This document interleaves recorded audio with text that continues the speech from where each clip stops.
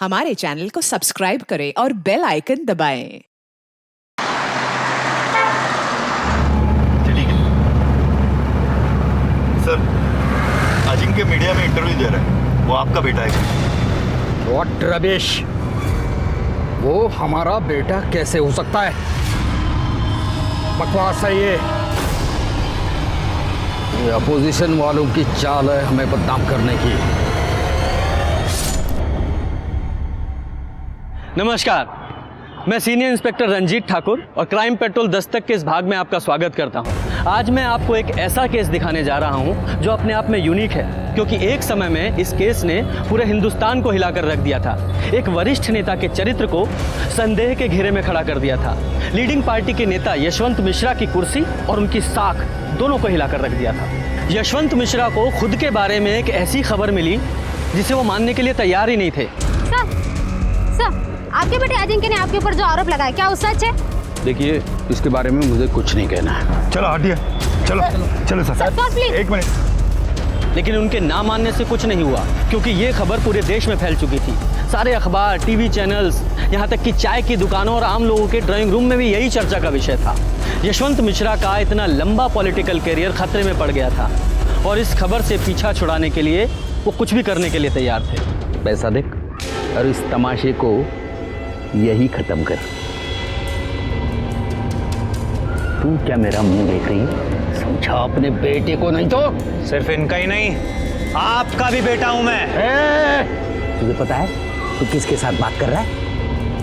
पैसा दे रहा हूँ, पैसा दे रहा हूँ, ले ले, नहीं तो मुझे और भी तरीके आते हैं समझाने के। जानता हूं कि अपने बाप से बात कर रहा हूं जो मुझे अपनाना ही नहीं चाहता है, लेकिन एक बात का ध्यान रखिएगा कि मैं अपना हक लेकर रहूंगा, छोड़ूंगा नहीं। ये मामला इतना बढ़ गया था कि यशवंत मिश्रा चाहकर भी अपना तरीका इस्तेमाल नहीं कर सकते थे। फिर ये केस कोर्ट तक पहुंचा। कोर्ट ने यशवंत मिश्रा के डीएनए टेस्ट का ऑर्डर दिया और डीएनए टेस्ट में साबित हुआ कि अजिंक्य यशवंत मिश्रा का ही बेटा है। और हार कर यशवंत मिश्रा को भी मानना ही पड़ा और उन्होंने अपने हथियार डाल दिए। हम आज आप सबके सामने ये स्वीकार करते हैं कि अजिंक्य हमारा ही बेटा है। हम रोहिणी से शादी करेंगे और इन दोनों को अपना नाम देंगे। अब से अजिंक्य यशवंत मिश्रा है। आओ बेटा। इसके बाद अजिंक्य यशवंत के साथ रहने लगा और उसने अपने पिता की पार्टी भी ज्वाइन कर ली। कुछ समय बाद बीमारी के कारण यशवंत मिश्रा का निधन हो गया और उसके कुछ सालों के बाद अजिंक्य का भी मर्डर हुआ और यहीं से हमारा केस और हमारी कहानी शुरू होती है।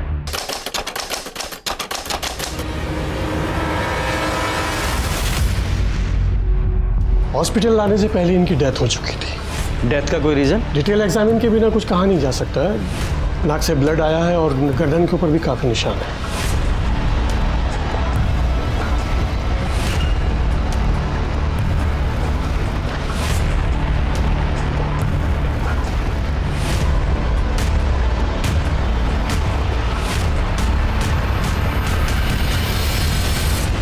आप में से सबसे पहले बॉडी को किसने देखा? हमने देखा था साहब। आज दोपहर में 3 बजे बाबा को उठाने गए तो बाबा 3 बज गया बाबा।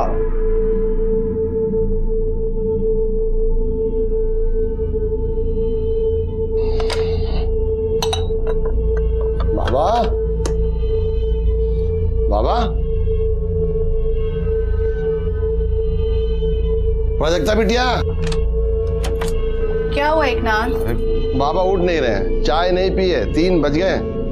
चलो आओ देखते हैं। देखिए अभी तक सो रहा है। अजिंक्य उठो, अजिंक्य, अजिंक्य।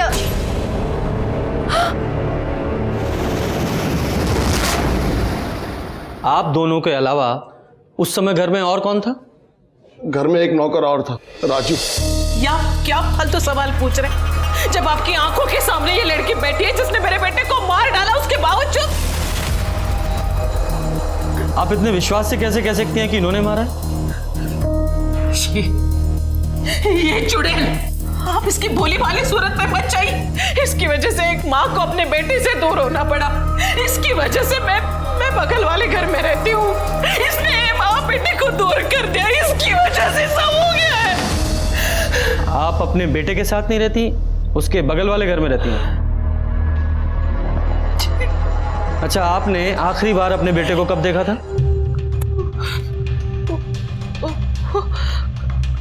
कल। आज सुबह भी मैं घर गई थी। मैं चाह रही थी कि मैं उसे अपने साथ हॉस्पिटल लेके चलूं। हॉस्पिटल? क्यों?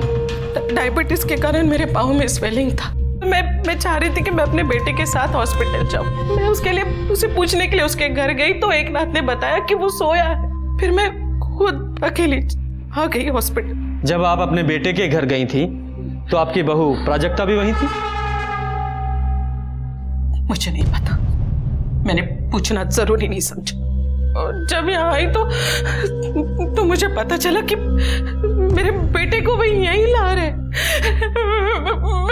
स्टाफ से मुझे पता चला, सर मेरा बेटा मर गया।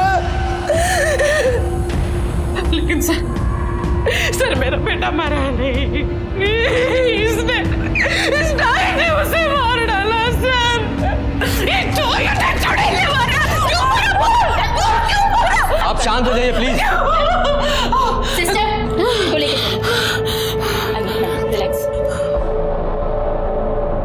यादव जी, सर, बॉडी को पोस्टमार्टम के लिए भेजिए और अपनी फॉरेंसिक टीम को लेकर अजिंक्य के घर पे जाइए। घर की अच्छे से तलाशी लीजिए और खासकर उस जगह की जहां पे अजिंक्य की लाश मिली। ठीक है सर। और आप स्टेटमेंट के लिए हमारे साथ पुलिस स्टेशन आइए। जी।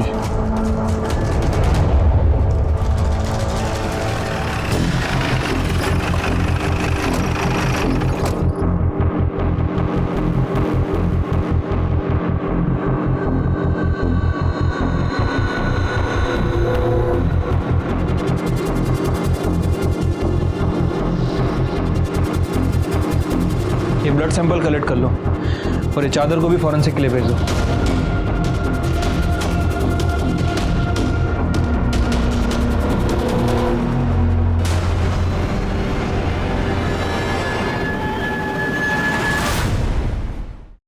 यहाँ तो सिर्फ मेल के कपड़े हैं।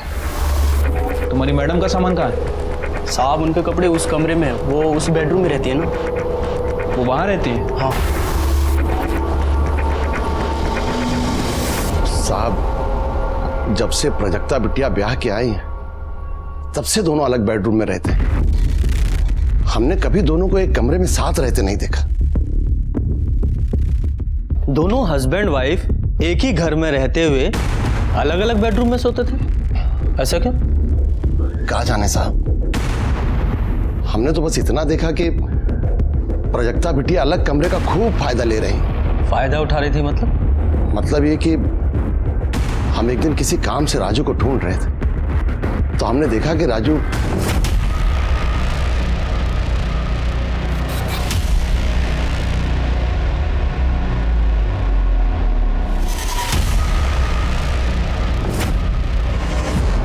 साहब, हम तो रसोइये हैं, खाना बनाना और परोसना हमारा काम है। ज़्यादातर हम किचन में ही रहते हैं। अब घर में क्या होता है क्या चलता है हमको नहीं पता साहब। जो दिखाई भी देता है और सुनाई भी पड़ता है। तो घर में क्या हो रहा है ये तो दिखाई दिया होगा, सुनाई दिया होगा कुछ?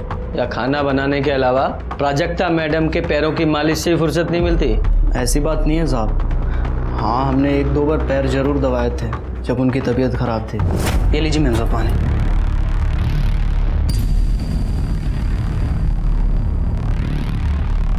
और मेरे पैर बहुत दुख रहे हैं राजू। मैं दवा दूँ? नहीं ठीक है, मैंने दवाई खाई है, ठीक हो जाएगा। मैम साहब, गोली असर करने में बहुत वक्त लग जाएगा। आप रुको यहीं पे, मैं तेल लेके आता हूँ, दवा देता हूँ। बहुत भली मैम साहब हैं साहब, हमको दया आ गई। ऐसी कोई बात नहीं जैसा आप सोच रहे हैं। अजिंक्य के बाबा पे हमको बहुत दुख हुआ। कितना मेहनत की अपने बाप से नाम के लिए, और जब से ये औरत आई है उनका पूरा जीवन बर्बाद। तुम्हारे कहने का मतलब ये है कि मालकिन का अपने नौकर से अफेयर था? हाँ तो, और ये तो एक बात है साहब, और उनका इरादा सुनेंगे तो आपका सर घूम जाएगा। नेता बनना चाहते हैं, जब से आई थी घर में धूम मचा के रखा था। बड़ी मालकिन से तो ऐसे बात करती थी, उन पे ऐसे गुर्राती थी जैसे कोई नौकर को हड़का रही। You know what? मैं आपसे ज्यादा पढ़ी लिखी हूँ तो आप मुझे तो मत सिखाइए कि क्या सही है क्या गलत। समझा ना आपको? Stay away.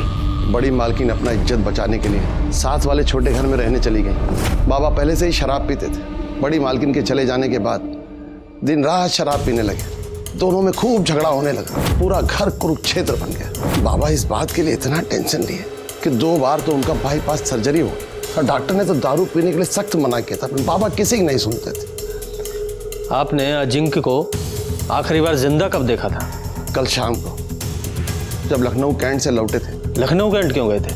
उनके क्षेत्र में पार्टी मीटिंग थी, इसीलिए गए थे। बड़ी मालकिन भी उनके साथ थी और तब भी प्रजक्ता बिटिया का और बाबा का फोन पे खूब झगड़ा हुआ था। झगड़ा किस बात पे हुआ था? ये तो हमको नहीं पता साहब, क्योंकि कमरा तो बंद था। बिटिया चिल्ला चिल्ला के उनसे बात कर रही थी तो बाबा का नाम ले रही थी, इसलिए हम इतना ही समझ पाए। और जब वो घर आए,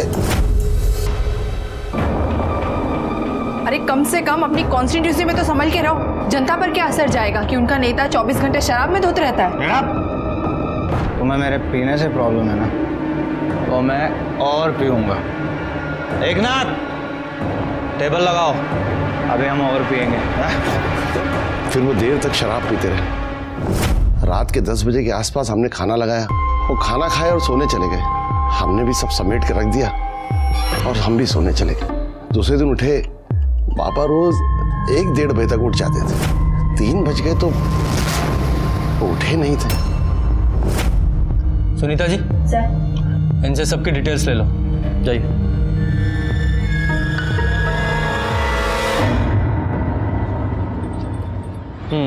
थैंक यू। लो Yadav ji. Thank you sir. Yadav ji, ये सबसे पहले ना हमें इस केस के लिए ये मिश्रा फैमिली है, इसके इंटरनल प्रॉब्लम को फिगर आउट करना पड़ेगा और उसके लिए प्राजक्ता को काउंटर करना बहुत ज़रूरी है। Right sir. वैसे वो रोहिणी और एकनाथ भी प्राजक्ता के बारे में ही बोल रहे थे, और सर रोहिणी ने तो यहाँ तक कह दिया था कि प्राजक्ता ही मर्डरर है। उसके कहने से क्या होता है? हमें सिक्के का दूसरा पहलू भी तो देखना है, और उसके लिए सबसे पहले हम कल सुबह प्राजक्ता से बात करेंगे।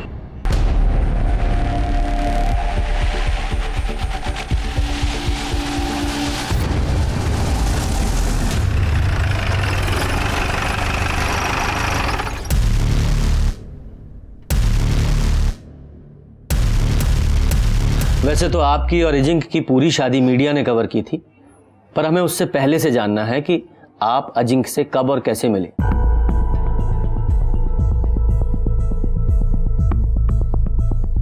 हमारी मुलाकात 3 साल पहले मैट्रिमोनी साइट में हुई थी। उस वक्त मैं एनजीओ में काम करती थी। घर वालों की तरफ से शादी का प्रेशर था, इसलिए मैट्रिमोनी साइट में अकाउंट खोला था। वहीं मुझे अजिंक्य मिले थे। फिर मैंने अजिंक्य को कांटेक्ट किया और कुछ मुलाकात में ही हम एक दूसरे को पसंद करने लगे। फिर हमने डिसाइड किया कि शादी से पहले हमें कुछ वक्त लिव इन में बिताना चाहिए ताकि एक दूसरे को समझ सके, और ये जानना भी ज़रूरी था कि हम शादी के बाद पूरी ज़िंदगी एक दूसरे के साथ रह सकते हैं या नहीं। 1 साल लिव इन में बहुत अच्छे से गया और उसके बाद हमने शादी कर ली। जब हम लिव इन में थे तब अजिंक्य ड्रिंक करते थे, पर ओकेशनली करते थे। फिर शादी के बाद पता नहीं क्या हुआ उन्हें, जो 24 घंटा शराब में धुत रहते थे। इस वजह से हमारे झगड़े भी होते थे, लेकिन हमारे झगड़े का कारण सिर्फ शराब नहीं थी। मतलब मिश्रा फैमिली का पास्ट, स्पेशली अजिंक्य का, जो बार बार हमारे रास्ते की दीवार बन रहा था। कैसा पास्ट? मीनल शर्मा, वो हमारी शादी के सख्त खिलाफ थी। उन्हें कन्विंस करने के लिए मैं उनके घर तक गई थी। अरे प्राजक्ता, तुम्हें ऐसा क्यों लगा कि मैं तुमसे नाराज होंगी? बल्कि मैं तो बहुत खुश हूँ कि अजिंक्य तुमसे शादी कर रहे हैं। मैं तुम्हारी शादी में जरूर आऊंगी। लेकिन फिर भी वो हमारी शादी में नहीं आई। वो आपकी शादी के खिलाफ क्यों थी? इंस्पेक्टर, कहने को तो मीनल अजिंक्य की दूर की भाभी है, लेकिन कोई भी उन्हें देखकर बोल सकता था कि वो लवर्स हैं। अजिंक्य अपना अधिकतर वक्त उसके साथ बिताते थे, घंटों उससे बात करते थे। फिर एक दिन मैंने उन्हें टोका तो वो बोले कि तुम्हारा दिमाग खराब है क्या? मुझे मेरी अपनी भाभी से मिलने और उससे बात करने में तुम्हें क्या प्रॉब्लम है? तुम कहीं वो टिपिकल बीवी की तरह मेरी लाइफ को कंट्रोल तो नहीं करना चाहती? फिर कुछ दिन बाद मैं मैके चली गई और एक दिन अचानक बिना बताए आ गई। फिर मैंने अजिंक्य से इस बारे में बात करी। और उसने कन्फेस किया कि उसका और मीनल का अफेयर चल रहा है। लेकिन उसने मुझे ये भी कहा कि अब वो उससे ब्रेकअप कर लेगा और धीरे धीरे सब कुछ ठीक कर देगा। धीरे धीरे सब ठीक हो रहा था, लेकिन शादी के बाद भी हम फिजिकल नहीं थे, यहाँ तक कि उसने मुझे छुआ तक नहीं था, जबकि लिव इन में ऐसा नहीं था। मुझे लगा कि मुझे ही कोई पहल करनी चाहिए, इसलिए उस रात को मैं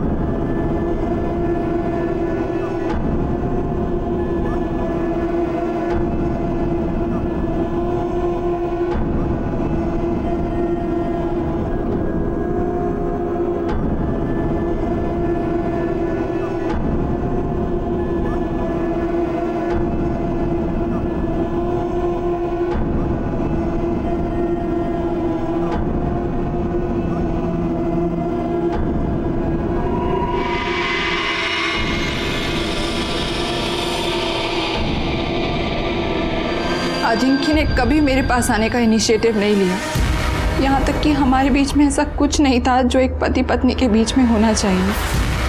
अच्छा, क्या आपके और अजिंक्य के बेडरूम मीनल की वजह से अलग अलग थे? नहीं, जब हम लिव इन में थे तब भी अलग अलग कमरों में रहते थे, इसलिए हमने डिसाइड कर रखा था कि शादी के बाद भी हम एक दूसरे को प्राइवेसी देंगे और अलग अलग कमरों में ही रहेंगे। आपसे बात होने के बाद अजिंक्य ने मीनल से ब्रेकअप कर लिया था? नहीं, झूठ बोल रहे थे वो मुझसे। हमेशा मुझे बेवकूफ बनाते रहे। ये तो मुझे कल पता चला जब वो लखनऊ कैंट से वापस आ रहे थे, क्योंकि मैंने उन्हें वीडियो कॉल किया था ये पूछने के लिए कि डिनर में क्या खाएंगे। तुम जो खिलाओगी वो खा लेंगे। क्या बात है, आज तो तुम्हारा मूड बहुत अच्छा लग रहा है। क्यों, होना नहीं चाहिए क्या? होना चाहिए। अरे आराम से चलाओ ना। ओह, तो अब समझ में आया कि तुम्हारे अच्छे मूड का रीजन क्या था। तुम्हारी पूजनीय भाभी जी जो तुम्हारे साथ है। हाँ तो तुम्हें शर्म नहीं आती मुझे इस तरह से जवाब देते हुए? मुझे तुमसे कैसे बात करनी है ये बात मुझे मत सिखाओ, समझी तुम? फोन पर मीनल की वजह से हमारा बहुत झगड़ा हुआ। मैंने तो ये भी सुना था कि मीनल का जो 6 साल का बच्चा है नीलेश, वो भी अजिंक्य की औलाद है। मीनल के पति सुबोध को शायद इस बात से कोई प्रॉब्लम नहीं थी, लेकिन मुझे थी। इसलिए उस रात जब अजिंक्य शराब के नशे में धुत आए और शराब पीने बैठे, तब मैंने उनसे इस बारे में बात करी। तुमने जिस चीज के लिए अपने पिताजी से लड़ाई करी, आज खुद भी वही कर रहे हो। क्या सीखा उनसे कि शादी के अलावा नाजायज बच्चे कैसे पैदा करते हैं? क्या बकवास कर रही है? तुझे मेरी नहीं दूसरों की बात पर भरोसा है? मतलब नीलेश तुम्हारा बेटा नहीं है? हाँ, वो मेरी औलाद है, और वो शादी के बाद नहीं, शादी से पहले की है। तुझे सच सुनने का बहुत शौक है ना, तो और सुन। मैं शादी के बाद एक नहीं, हजारों औरतों के साथ सोया और आगे भी सोऊंगा, समझी? मतलब जब आपको ये पता चला कि अजिंक्य अभी तक आपको धोखा दे रहा है, तो आपने गुस्से में आकर उसका मर्डर कर दिया? क्या सर, आप ऐसा सोच भी कैसे सकते हैं? मैं अपने पति का मर्डर करूंगी? इनफैक्ट उस रात को झगड़े के बाद मैं इतनी अपसेट थी कि मैं डायरेक्ट रूम में सोने चली गई और फिर सुबह ही मैं बाहर निकली हूँ। पूरी रात मुझे नींद नहीं आई। सोने के लिए मैंने अपना मेडिटेशन म्यूजिक तक ऑन किया था। पूरी रात सोचती रही कि अजिंक्य ने मेरी जिंदगी बर्बाद कर दी। ना उन्होंने मुझे एक्सेप्ट किया था, ना उनकी फैमिली ने, सिर्फ बड़े भाई साहब को छोड़कर। ये बड़े भाई साहब कौन है? आदित्य मिश्रा, मेरे फादर इन लॉ की पहली वाइफ के बेटे। यादव जी, ये आदित्य मिश्रा की डिटेल्स ले लो। अच्छा, जिस रात अजिंक्य साहब की मौत हुई, उस रात तुमने उन्हें देखा था? नहीं साहब, उनका खाना हम नहीं, हमेशा एकनाथ जी परोसते हैं। एकनाथ जी ने बोला कि वो देख लेंगे, हम जा सकते हैं, इसलिए किचन समेट के हम सर्वेंट क्वार्टर की तरफ सोने के लिए जा रहे थे। तभी गांव से जोरू का फ़ोन आया। कमरे में सिग्नल नहीं आता सर, तो इसलिए बंगले के बाहर बात करने के लिए चले गए, तो वहीं आदित्य साहब को आते हुए मैंने देखा था।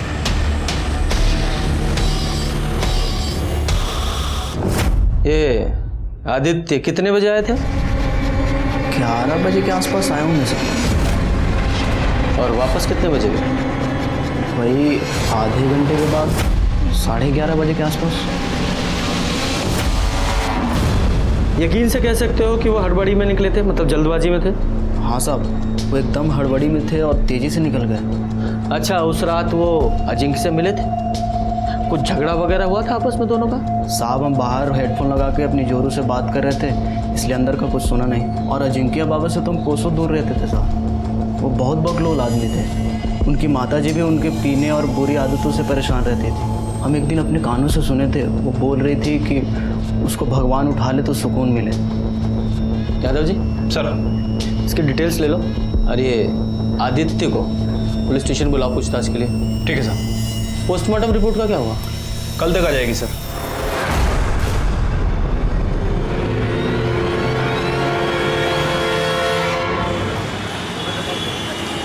रिपोर्ट के हिसाब से अजिंक्य की मौत 6 तारीख को 11 से 12 के बीच में हुई है। हाँ सर, और बॉडी को सबसे पहले एकनाथ ने देखा था दोपहर 3 बजे के आसपास, ऑलमोस्ट 15 घंटे बाद। ब्लड में अल्कोहल की भारी मात्रा भी है, गले पे खरोंच के निशान भी। सर हो सकता है कि पहले उसका गला दबाकर उसे मारने की कोशिश की गई हो, दोनों के बीच स्ट्रगल हुआ हो और इसी वजह से किलर के नाखूनों में विक्टिम की स्किन फंस गई हो। हाँ, लेकिन इस बिना पे किलर को ढूंढना बहुत मुश्किल है। ऑलमोस्ट 2 दिन हो गए। खैर, इस पीएम रिपोर्ट से एक बात तो साफ है कि ये मौत एक्सीडेंटल नहीं है, इसका मर्डर ही हुआ है। उस बाल का क्या हुआ जो अजिंक्य के बेड पे मिला था? सर फॉरेंसिक टीम के मुताबिक वो बाल अजिंक्य का ही है। अब तक की इन्वेस्टिगेशन के हिसाब से परिवार के सभी लोगों के पास अजिंक्य के मर्डर का मोटिव तो था, इसलिए सब पे नजर रखनी पड़ेगी। एक काम करो, पूरी फैमिली के सीडीआर रिपोर्ट निकालो और नौकरों की भी। ठीक है सर। सर, आदित्य मिश्रा 6 तारीख से लापता है और उसका फोन भी नॉट रीचेबल है। ये राजू ने बयान दिया था कि आदित्य मिश्रा अजिंक्य के घर में रात को 11 बजे घुसा था और 11:30 बजे बाहर निकल गया था, और अजिंक्य का मर्डर भी 11 से 12 के बीच में हुआ है। कहीं ये आदित्य मिश्रा ही तो उसका मर्डर करके नहीं निकल गया? गायब भी है। सुनीता जी, इस आदित्य मिश्रा के कॉल रिकॉर्ड्स और लोकेशन निकलवाओ। सर।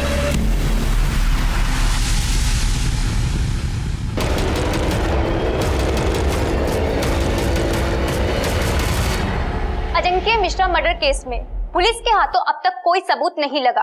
अजिंक्य मिश्रा यशवंत मिश्रा के बेटे थे, जिन्होंने जीते जी अपने पिता का नाम पाने के लिए संघर्ष किया। पूरे देश की नजर इस केस पर है। क्या अजिंक्य मिश्रा को इंसाफ मिलेगा या नहीं? इन प्रेस वालों को क्या लगता है कि आज क्राइम हुआ और कल सॉल्व हो जाएगा? यादव जी, ये प्राजक्ता पर एकनाथ और रोहिणी दोनों ने शक जाहिर किया है, लेकिन इस घर के कुक राजू ने रोहिणी पर भी शक जाहिर किया कि उसका इन्वॉल्वमेंट भी हो सकता है। ये प्राजक्ता से तो मिल लिया है, यार इस रोहिणी से भी पूछताछ करते हैं। प्राजक्ता बहुत ही कमीनी और चालाक औरत है। सबसे पहले तो उसने मेरे बेटे से बात की कि वो उसे पार्टी से इलेक्शन लड़ने के लिए टिकट दिलवाए। जब बेटे ने मना कर दिया तो इस लड़की ने पता है क्या किया? ये सीधा जाके हमारे पार्टी के सीनियर से मिल गई। जाहिर सी बात है, सीनियर ने उसकी शिकायत की अजिंक्य से। बहुत झगड़ा हुआ दोनों का, और प्राजक्ता ने उसे माफी मांगने के बजाय ये लड़की हमारे अपोजिट पार्टी से शामिल हो गई। देखिए, मैंने पहले भी आपसे कहा था और आज फिर वही बात कर रही हूँ, आप सीधा जाके प्राजक्ता को अरेस्ट कीजिए, समझे आप? उसने मेरे बेटे को मारा है। उसने मारा है या आपने?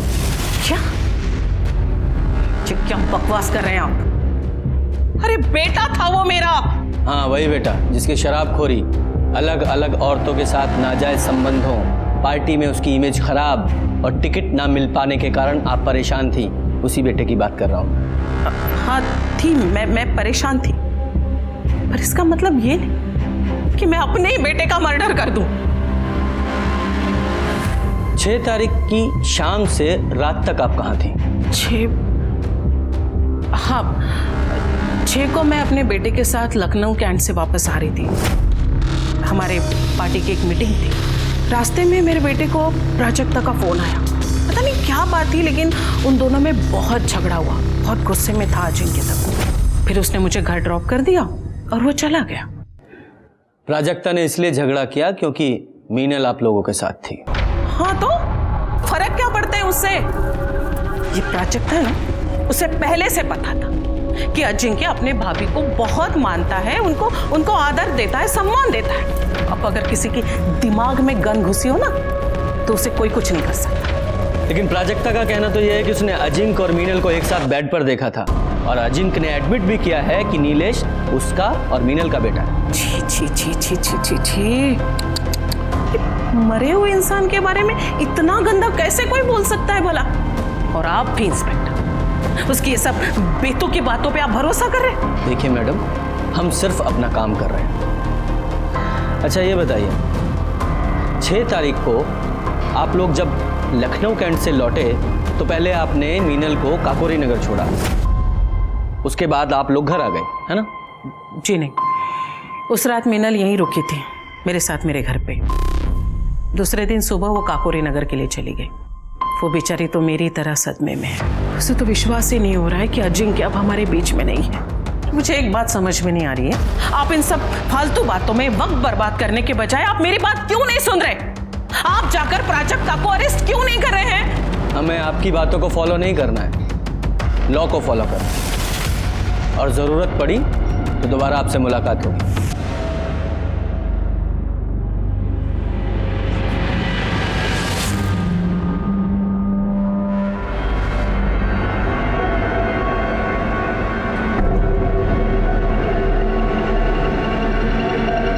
हाँ सुनो, अभी पुलिस आई थी पूछताछ करने, तुमसे भी पूछताछ करेंगे। संभाल के रहना, संभाल के जवाब देना। और हाँ, उस रात के बारे में कुछ मत कहना।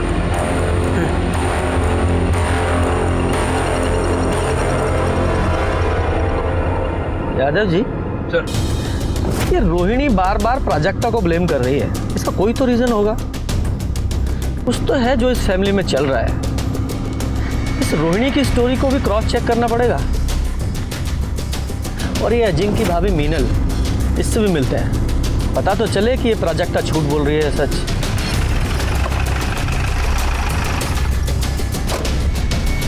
प्राजक्ता इतनी कमीनी है कि उसे अच्छी तरीके से मालूम था कि अजिंक्य मेरे भाई जैसा था, फिर भी उसने मुझे और अजिंक्य को बदनाम करने में कोई भी कसर नहीं छोड़ी। और उसका साथ दिया उस आदित्य ने, क्योंकि उसे अचानक से आया ये नया भाई बर्दाश्त नहीं हो रहा था ना, जो उसकी प्रॉपर्टी में आधे का हिस्सेदार बन गया था। नीलेश अजिंक्य का बेटा है, ये अफवाह भी उसी ने फैलाई थी। इससे मेरी शादी तो टूटने के कगार पर थी ही, अजिंक्य के घर की शांति भी चली गई। लेकिन आदित्य ऐसा क्यों करेगा? क्योंकि वो अजिंक्य का पॉलिटिकल करियर बर्बाद कर देना चाहता था।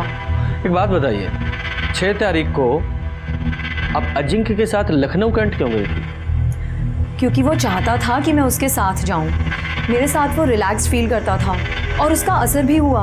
उस दिन जिस मीटिंग में हम गए थे वो मीटिंग बहुत अच्छी हुई, लेकिन उस प्राजक्ता ने कॉल करके और लड़ाई करके अजिंक्य का पूरा मूड बर्बाद कर दिया।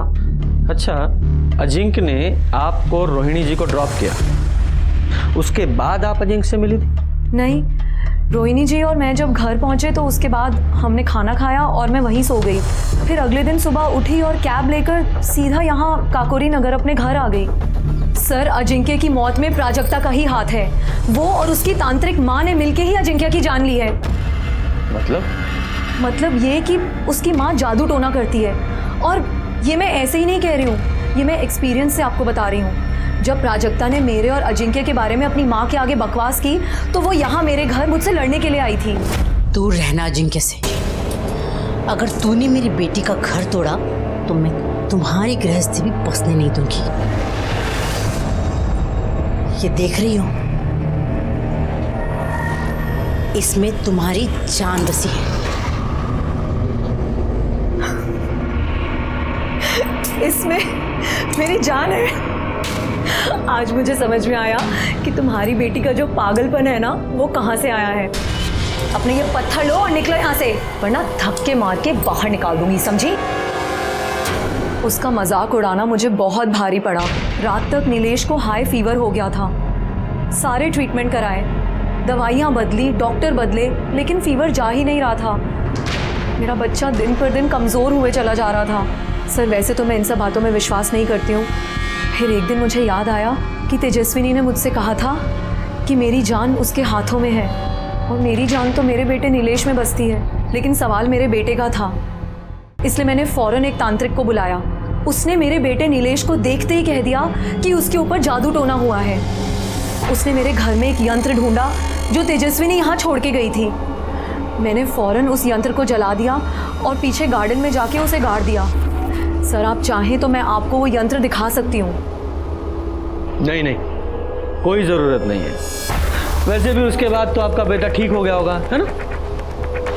सर, आपको विश्वास करना है तो कीजिए और नहीं करना है तो मत कीजिए, लेकिन मैं आपको वही बता रही हूँ जो सच है। वो बच्चेलन औरत झूठ बोल रही है सर। पति तो उसका सिर्फ नाम का है, सारे सुख तो उसे अजिंक्य ही दे रहा है, बिस्तर से लेकर औलाद तक। सच बोलेगी तो फंस जाएगी, इसीलिए झूठ बोल रही है। प्राजक्ता ने भी मुझे बताया था कि उसने खुद उन दोनों को हम बिस्तर होते हुए देखा है, और अजिंक्य ने यह भी मान लिया था कि नीलेश उसी का बेटा है। मीनल ही क्यों? आपकी बेटी भी तो झूठ बोल सकती है। सब हाथ धोकर मेरी बेटी के पीछे पड़े हैं। दूसरे बेडरूम में क्यों सोती है, कोई और पार्टी क्यों ज्वाइन की? सच बात तो ये है कि उसके खुद के पति ने उसे कभी पत्नी का दर्जा दिया ही नहीं। शादी के बाद भी उसे हमेशा इस घर से टॉर्चर ही मिला, और वो आज तक कायम है। किसी ने ये तो कभी नहीं पूछा। मीनल ने जो आपके तंत्र मंत्र के बारे में बताया है, उसके बारे में आपका क्या कहना है? वो औरत बहुत चालाक है सर। मैं क्यों उसके बच्चे पर टोना टोटका करूंगी? रोहिणी भी तो कर सकती है। रोहिणी का तो वहां अक्सर आना जाना लगा रहता है, उसके लिए वो ज्यादा आसान है। लेकिन रोहिणी ऐसा क्यों करेगी? क्योंकि वो नहीं चाहती थी जो यशवंत मिश्रा ने किया वही अजिंक्य करे। कल को मीनल अगर नीलेश को लेकर हिस्सा मांगने आई तो हिस्सा भी गया और इज्जत भी। और हाँ, मैं कोई टोना टोटका नहीं करती सर। ईश्वर पर पूरी श्रद्धा है मेरी, और अपने अध्यात्म के ज्ञान को बढ़ाने के लिए मैं महाराज विश्वकर्मा के शरण में हूँ, ना कि कोई क्राइम करने की।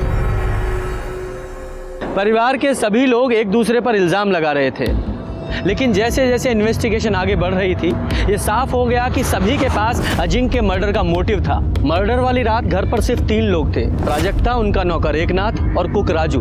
राजू नया था और उसकी ड्यूटी सिर्फ किचन तक थी, इसलिए वो प्राइम सस्पेक्ट नहीं था, लेकिन फिर भी हमने उसे क्लीन चिट नहीं दी थी। लेकिन एकनाथ वो पुराना और वफादार नौकर था, उसके ऊपर बहुत सारी जिम्मेदारियां थी, और जिसमें से एक जिम्मेदारी सीसीटीवी फुटेज की भी थी।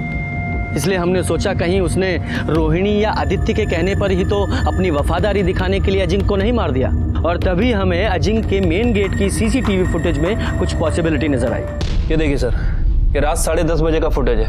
10:30 बजे कैमरा बंद होता है और 10:32 पे दोबारा स्टार्ट होता है। मतलब 2 मिनट के लिए कैमरा बंद था।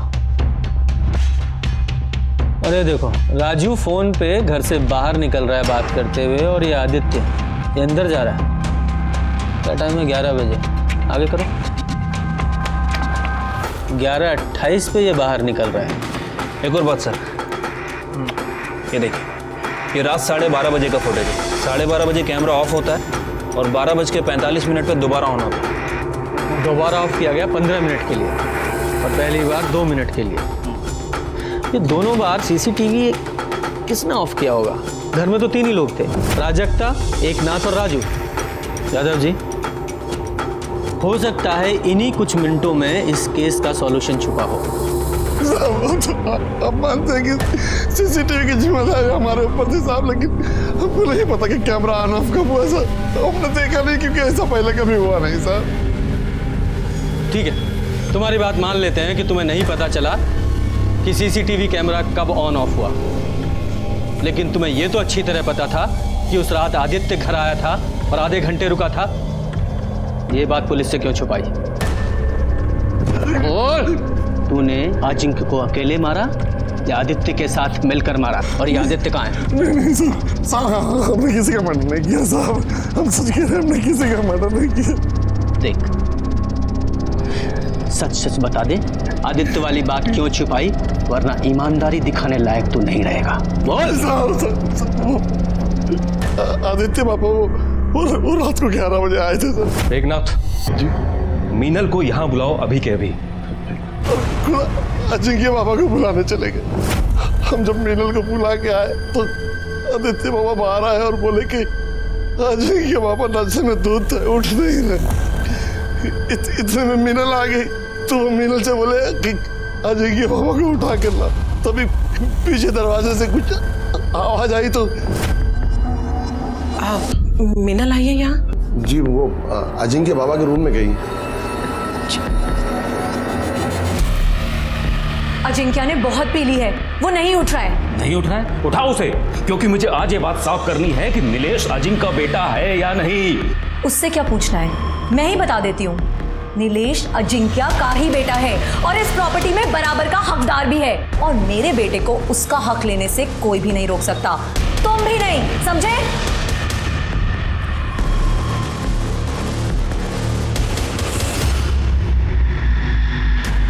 देखा आपने क्या कह रही थी वो? हाँ, जो कुछ भी आपने मेरे साथ किया है वो सब कुछ आपके साथ हो रहा है। तुम और तुम्हारा बेटा, तुम दोनों मिलके मुझे सड़क पे लाए थे ना, अब तुम्हारा नंबर है, क्योंकि ये तो दारू पीना छोड़ने वाला नहीं है और ये एक ढेला भी छोड़ने वाली नहीं है।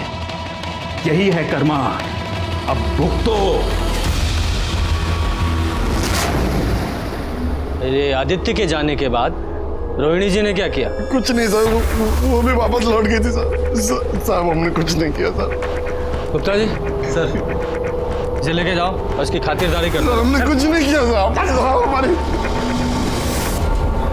यादव जी, इस रोहिणी और मीनल दोनों को पुलिस स्टेशन बुलाओ, और इस केस की जड़ तक पहुंचने के लिए इस आदित्य का मिलना बहुत जरूरी है।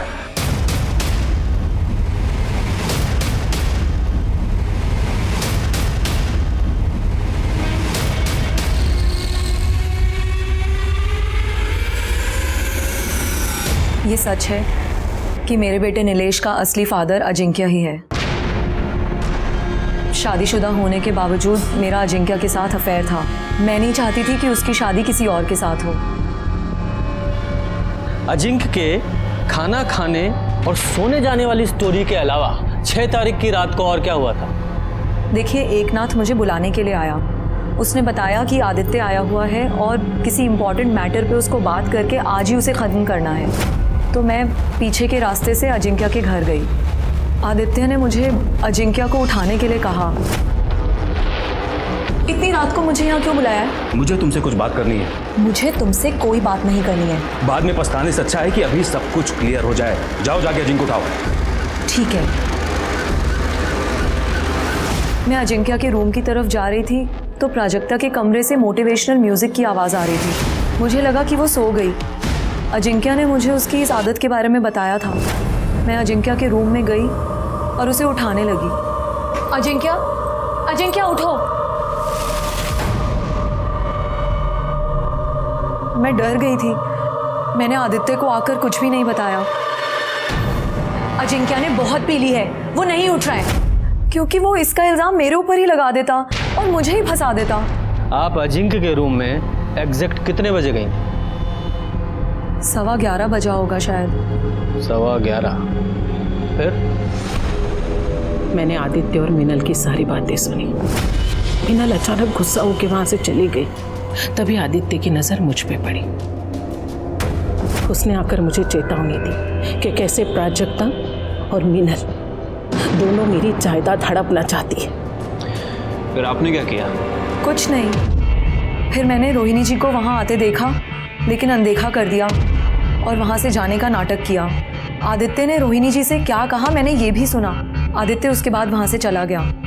रोहिणी जी एकनाथ के पास गई और बोली, एकनाथ देखो, तुम हमारे सबसे पुराने, सबसे वफादार, इसलिए मैं अपने दिल की बात सिर्फ तुम्हें बता सकती हूँ।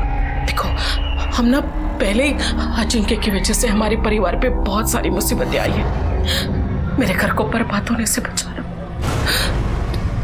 तुम अजिंक्य को मार डालो, खत्म कर दो उससे।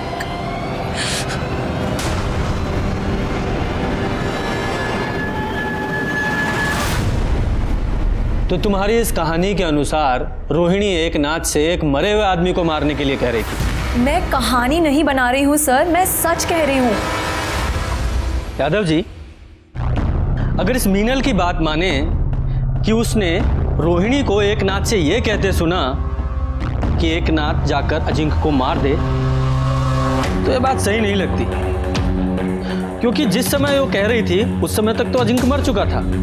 इसका मतलब रोहिणी या एकनाथ दोनों में से कोई मर्डर नहीं हो सकता, क्योंकि उस समय तक तो अजिंक्य मर चुका था। अब घर में बचे 3 लोग, प्राजक्ता, आदित्य और खुद मीनल। सर, मिश्रा फैमिली के कॉल रिकॉर्ड्स आ गए हैं। सर, बाकी सब में तो कुछ खास नहीं मिल रहा है, लेकिन सर मिश्रा हाउस के लैंडलाइन से रात को 10:30 और 2 बजे 2 कॉल्स किए गए हैं। और ये कॉल्स जिन्हें किए गए हैं वो काफ़ी इंटरेस्टिंग है। देखिए। यादव जी आप भी देखिए, उठाओ इसे। तब तक हम प्राजक्ता से बात करते हैं। ठीक है सर।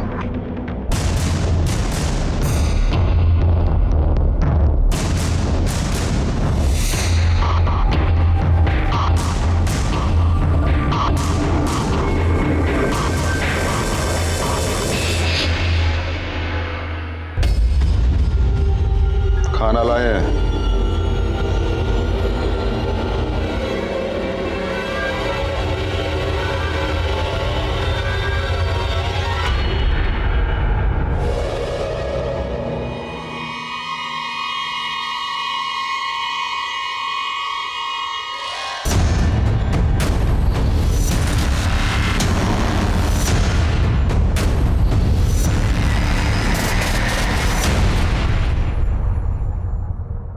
प्राजक्ता की माँ तेजस्विनी ने मुझे फ़ोन किया था कि अजिंक्य ने कन्फेस किया है कि नीलेश उसका बेटा है, और मुझे पता था कि मीनल रोहिणी के घर में रुकी हुई है।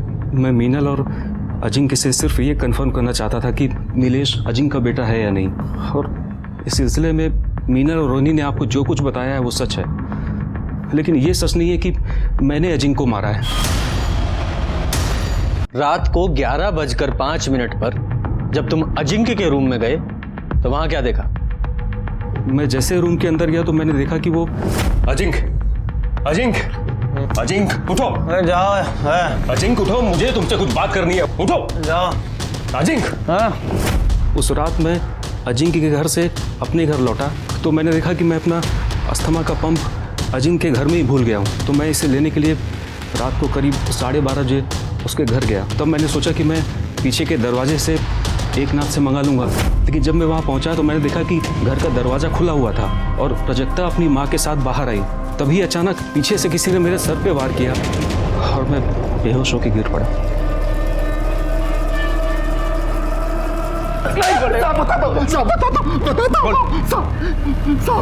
हम नीचे तेजस्वी मैडम का गाड़ी में इंतजार कर रहे थे, तभी आदित्य उन पर किसी बात को लेकर चिल्ला रहा था। हमें लगा साहब कि वो उनको नुकसान न पहुंचा दे, इसलिए हम पीछे से गए और इन पर हमला कर दिया साहब। उनको वहीं बंधक बना के रखा साहब। हमने ये अपनी मर्जी से नहीं किया साहब। किसकी मर्जी से किया?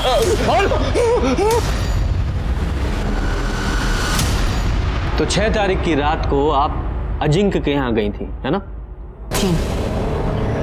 गई थी। मेरी बेटी दुखी थी और उसे सहारा देने के लिए मैं गई थी। मीनल अजिंक्य पर दबाव बना रही थी कि वो नीलेश को अपना वारिस बना दे, वरना वो सबको सच बता देगी। प्राजक्ता की तो खुद की औलाद ही नहीं थी। शादी के बाद उस कमरे ने उसे एक बार भी हाथ नहीं लगाया। प्राजक्ता समझ चुकी थी कि अजिंक्य से उसे एक फूटी कौड़ी भी नहीं मिलेगी। आप वहाँ कितने बजे पहुँचे? करीब 10:30 बजे। और वापस कितने बजे लौटे? 12:30 बजे। हाँ, इसका मतलब प्राजक्ता ने 10:30 बजे और 12:30 बजे CCTV कैमरा ऑफ कर दिया ताकि बाद में किसी को भी पता ना चले कि आप वहाँ गई थी। 12:30 बजे जब मैं वहाँ से निकली, घबरा मत, किसी को कुछ नहीं पता चलेगा कि ये सब हमने किया है। और वैसे भी इस सारी प्रॉपर्टी पर तुम्हारा ही हक है। उस अजिंक्य को तो मरना ही था, नहीं तो वो मीनल और उसका पिल्ला सब कुछ हत्या लेते। अच्छा, तुम लोगों ने अजिंक्य को मार दिया, वो भी जायदाद के लिए? लेकिन ये जायदाद तुम लोगों को मिलेगी नहीं। मैं पुलिस को सब कुछ बताऊंगा। मैंने संतोष को कहा था कि उसे कुछ दिन के लिए बंधक बना के रखे। उसके बाद मैं उस पर मंत्र फूंकने वाली थी, उससे उसकी याददाश्त चली जाती और वो सब कुछ भूल जाता।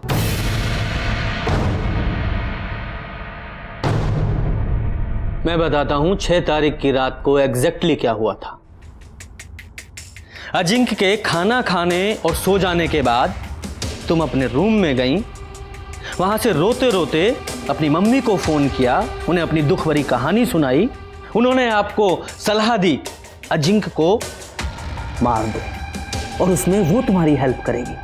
फिर अपने प्लान के मुताबिक तुम्हारी मम्मी ने आदित्य को फोन किया, उसे भड़काया और उसे अजिंक्य के घर आने को कहा, और उसमें अपना फोन वो अपने घर पे ही छोड़ दिया ताकि हम लोकेशन ट्रेस ही ना कर पाए। आपकी लैंडलाइन के कॉल रिकॉर्ड्स के मुताबिक रात को आपकी मदर के ड्राइवर संतोष को कॉल किया गया था। 10:30 बजे जब वो तुम्हारे घर पहुंची तो तुमने वहां सीसीटीवी ऑफ कर दिया ताकि बाद में भी किसी को पता ना चले। उसके बाद तुम माँ बेटी तुम्हारे रूम में चले गए। उसके बाद आदित्य वहां पहुंचा, तुमने देखा उसने वहां झगड़ा किया।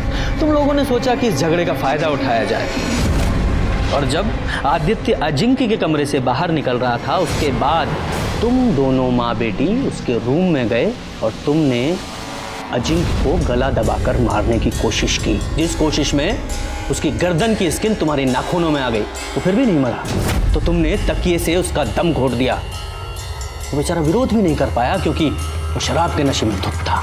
उसके बाद तुम अपनी माँ को लेकर फिर अपने रूम में आ गई, आराम से लाइट्स ऑफ की, म्यूजिक चला दिया ताकि यही लगे कि तुम आराम से सो रही हो। उसके बाद तुम लोगों ने सबके जाने का वेट किया और 12:30 बजे तुमने वापस सीसीटीवी ऑफ किया और अपनी माँ को बाहर छोड़ने आई। तभी आदित्य वहां पहुंच गया और तुम यहां। यही सच है ना? लालच और नफरत अगर आसपास हैं मतलब ये जुर्म की दस्तक है। इसी के साथ मैं सीनियर इंस्पेक्टर रंजीत ठाकुर आपसे विदा लेता हूं। फिर मिलेंगे किसी नए केस के साथ। तब तक देखते रहिए क्राइम पेट्रोल दस्तक, क्योंकि मकसद बताना नहीं बचाना है। जय हिंद। हमारे चैनल को सब्सक्राइब करें और बेल आइकन दबाएं।